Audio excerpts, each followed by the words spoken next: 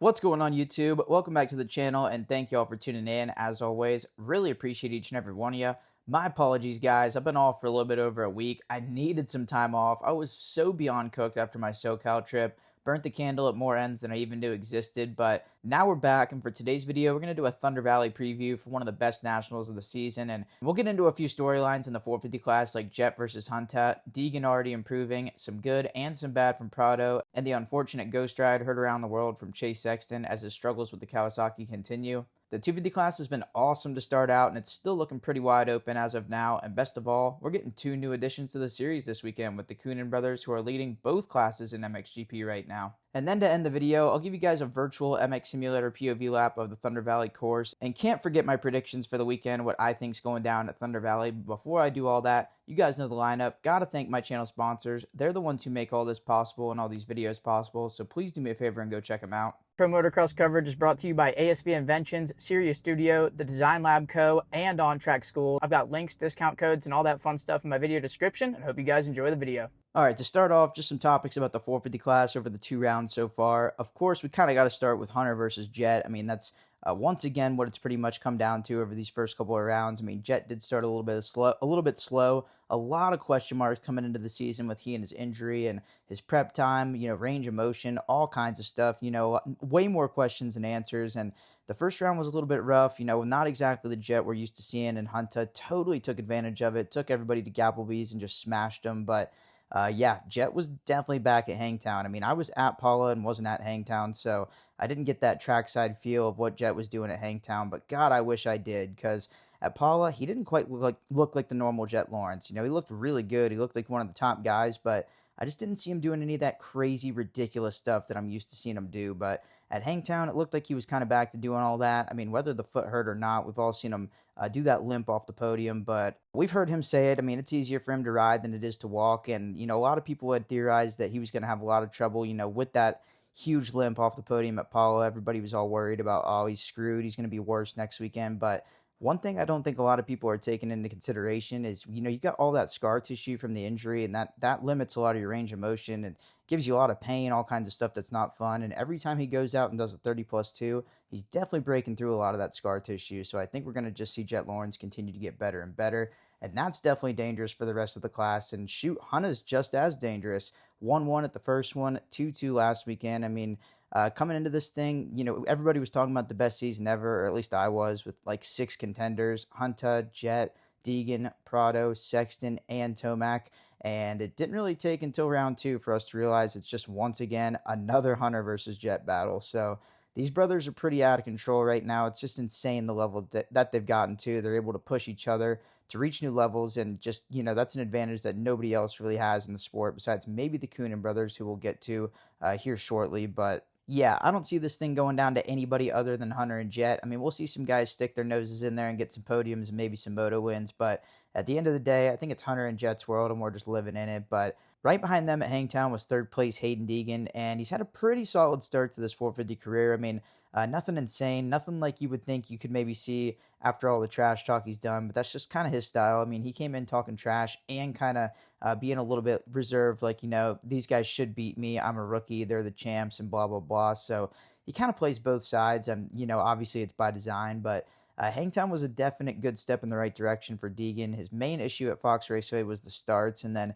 he's kind of overriding the 450 a little bit. I mean, who am I to judge? The dude's crushing it, but he just rides the crap out of that thing. I think he rides it a little bit like a 250 sometimes, and especially when the gate drops, it's easy to just let that muscle memory and instinct take over and just kind of revert back to old habits. But I think Hangtown was definitely better than Paula. Obviously, the finish was better, and he just didn't quite have anything for Hunter and Jett. I mean, we were about to see if maybe Prado had something for him at the end of that first moto, but wasn't quite meant to be. The KTM went boom, but yeah, Deegan's solid. I mean, it's going to be a long summer, and I think he's in for the challenge big time, because this dude, he doesn't seem to usually get too tired or worn out as the season goes on. I think he's just going to get better and better, and I think the altitude this weekend at Colorado, I think that's going to be good for him, because maybe he can override the bike a little bit more like a 250 and kind of get away with it with that lack of horsepower at altitude. But guess we'll just have to wait and see. It's definitely been fun having him in the 450 class and just having another addition with all these other good guys. And I said it at the beginning of the season, I'll say it again, Deegan moving up to the 450 class made both classes better. No choice.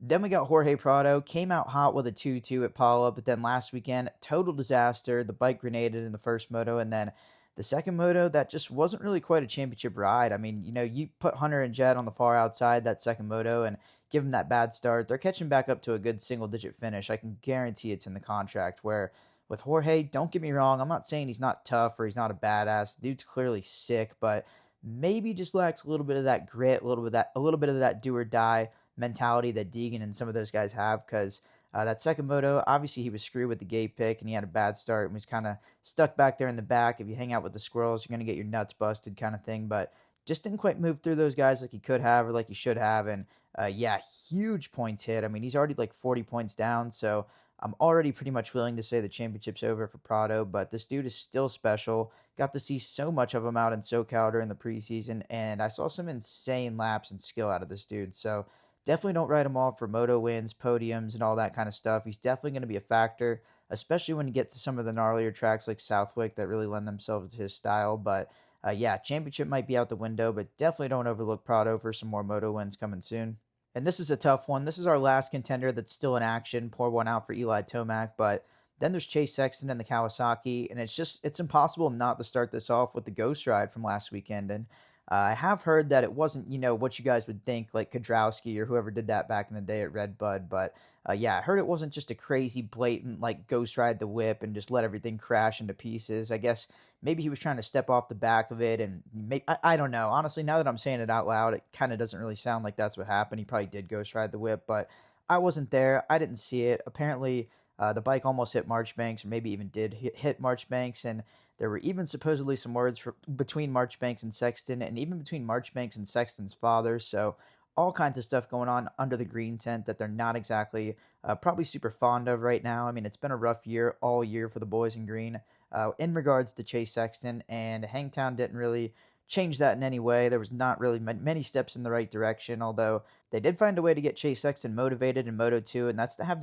his teammate Garrett Marchbanks try to hunt him down about halfway through, because Chase looked like he was kind of starting to mail it in. Then he saw the 36 back there on the same bike that he's riding, and yeah, wicked it up, held him off, and that was at least the first little bit of fire that we saw out of Chase at Hangtown. And this is it's a gnarly situation. It's tough because Cowie had the issues with Prado last year, but Sexton also had issues with KTM last year, and Chase had problems with Honda. So you really kind of wonder, is it a Chase problem or is it a Cowie problem? And I think it's an impossible question to answer right now. But moving forward for Chase Sexton, I think he's in a pretty tough spot because this is the third team in a row that things haven't really seemed to work out with. And if you're another brand like Yamaha or something like that that he hasn't ridden yet, then you gotta wonder if they're kind of thinking like, maybe we don't want this guy to make our bike look bad. It doesn't seem like he gets along with any bike. And I'm not saying that that's what Chase is doing. I'm sure he can find the right package and get back to being the Chase Sexton that we all know and love and be a contender again. But yeah, whatever's going on in Kawasaki right now, it's not vibing with Chase Sexton. Not really seeing any progress. And if these rides continue, 4 through 7 or 8 throughout the entire summer,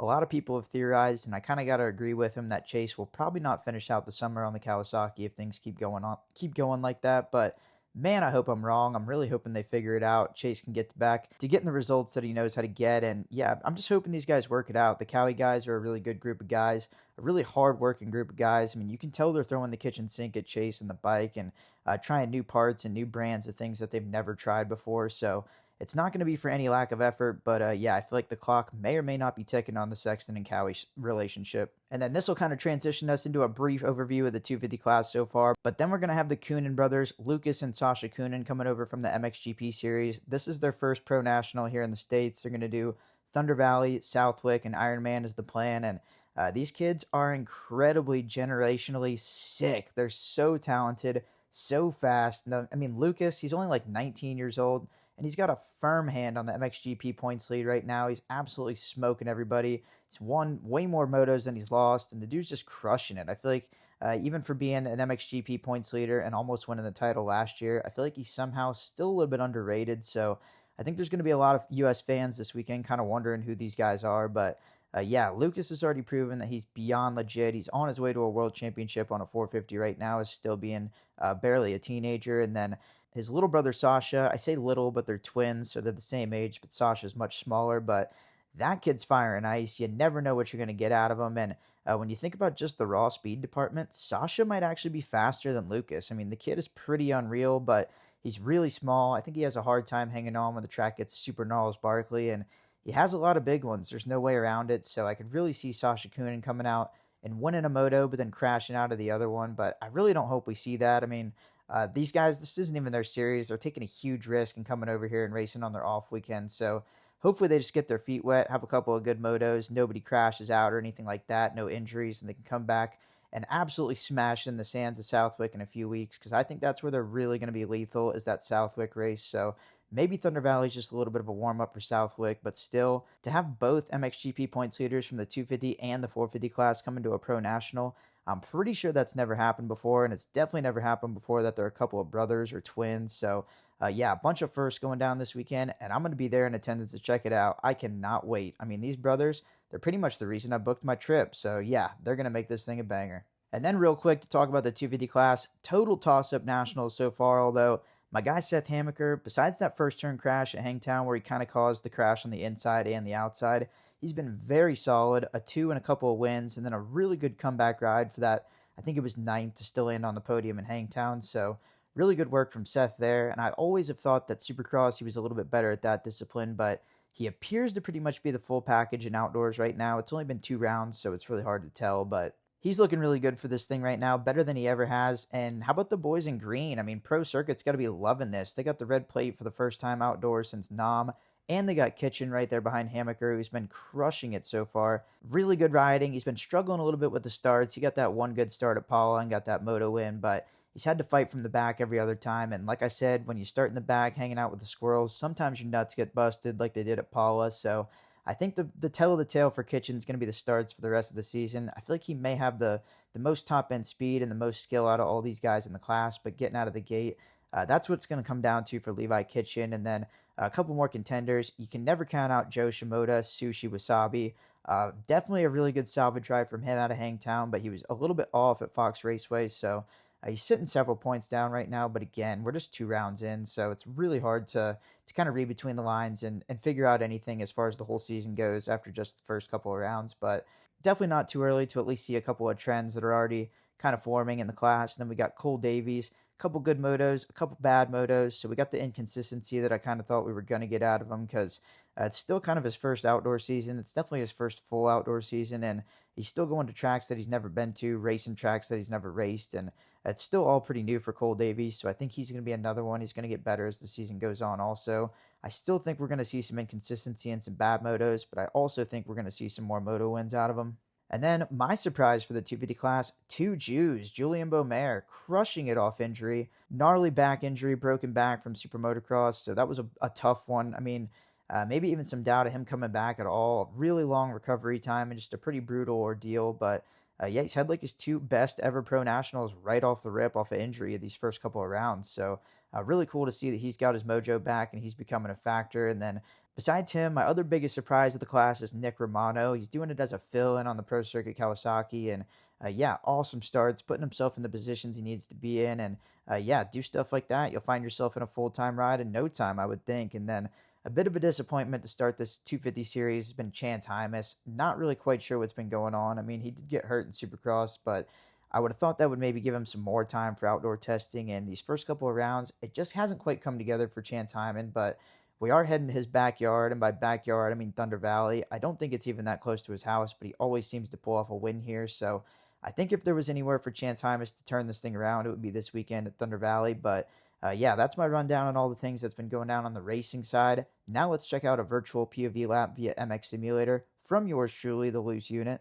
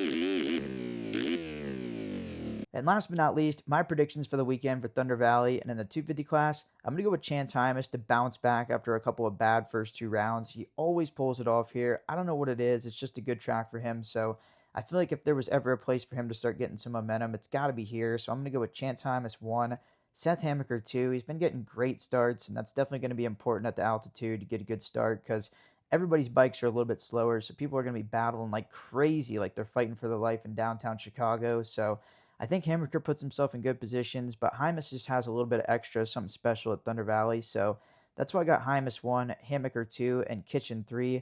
The chef's a little bit on the bigger side, so I think he might struggle a little bit to get up that hill. At the altitude off the start, everybody's going to be starting in first gear, just cranking through the gears. It's going to be tough, but that's my 250 podium. Then in the 450 class, keeping it pretty simple. It's actually just going to be the same as last weekend. Not very exciting at all, but we go with Jett 1, Hunta 2, and Deegan 3. I just think Jett's the best guy in the class. Hunta's the next best guy in the class. And then Deegan for third. Like we talked about a little bit earlier, I think the altitude's actually going to help him adjust to this 450 a little bit, slow it down, and maybe make it to where he can get away with overriding the whip a little bit more. But that's my top 3 in both classes. If you want my Coene predictions in the 250 class, I'm predicting Sasha Coene wins a moto, but then finishes outside the top 10 in another moto. Then in the 450 class, I got Lucas Coene fighting for a podium finish in at least one moto, and then in the other one, I think he'll be a little bit off. I got him being really good in one moto and maybe just struggling a little bit in the other moto. Maybe that's just a hunch I have, but it's just everything's so new. There's so many new variables for these guys. New format, new track, new country, new bikes, new everything, or new bike specs, I should say. So there's just going to be a whole lot to take in a one-day format and all that. So that's why I think maybe the consistency will suffer, but the kid's pretty special. Maybe he'll prove me wrong and come out and just crush it in both motos. Guess we'll just have to tune in and find out. But that's all I got for you guys in today's video. Really appreciate y'all tuning in. And as always, please let me know in the comments what you thought of the video. If you liked it, if you disliked it, if you agree with my takes, if you disagree with my takes. If I'm just a cooked unit, which I definitely was after California, that's why I took a week off from videos. But yeah, thank you guys again for watching. Really appreciate it. And I'll catch y'all on the next one. Free of choice.